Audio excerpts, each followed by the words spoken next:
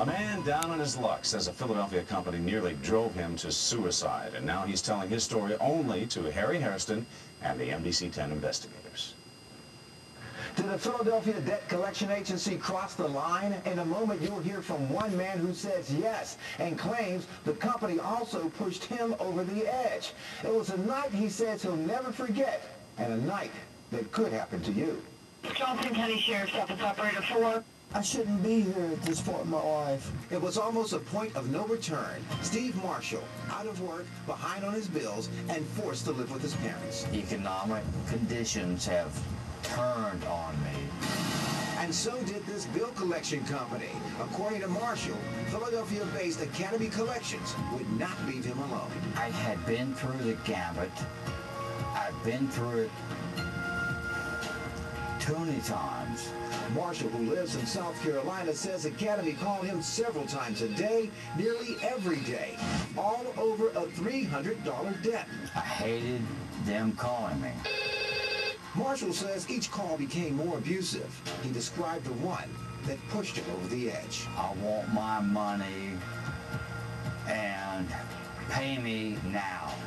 Pay me now, damn it, or else I'm gonna come and get you. But it was what Marshall said that led to this emergency phone call. I work for a debt collection agency. The bill collector tells emergency dispatchers in South Carolina he's afraid of what Marshall is about to do. He says he has a .37 revolver with a bullet and he's going to kill himself. Subject is inside the vehicle. Police say they found Marshall in his car with a loaded gun and bullets on the front seat. What I did was a cry for desperation. I tried to talk to the bill collector about the call, but Academy's attorney refused to allow us to interview him. Instead, the company's attorney sent us this email saying no one will talk about the incident. But the Federal Trade Commission is talking about Academy Collections. They tried to scare people into paying money, sometimes money that they perhaps didn't owe. Leonard Gordon is with the FTC's New York office. There were lots of instances of abusive language, and sometimes that language implied that if the people didn't pay their debt, physical harm could come to them. It sounds like gangsters. It was a very rough organization. It's cleaned itself up somewhat now. But Gordon says that only happened after the FTC took them to court and won. It's the largest fair debt collection settlement ever. It was $2.25 million.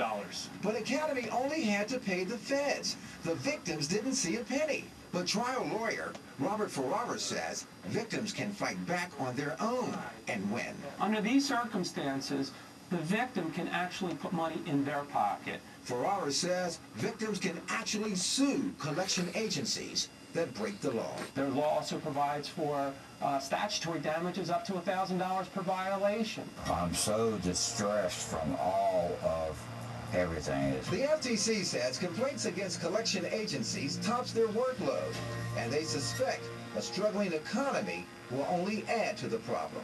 Because it's getting harder and harder to collect the money, one of the things we suspect is that the tactics that they're going to have to use to collect that money may get more and more desperate. And no one knows how many of those desperate acts could lead to desperate consequences. It's very hard. The Federal Trade Commission says they got at least 1,000 complaints about Academy in just 1 year. They say they consider that a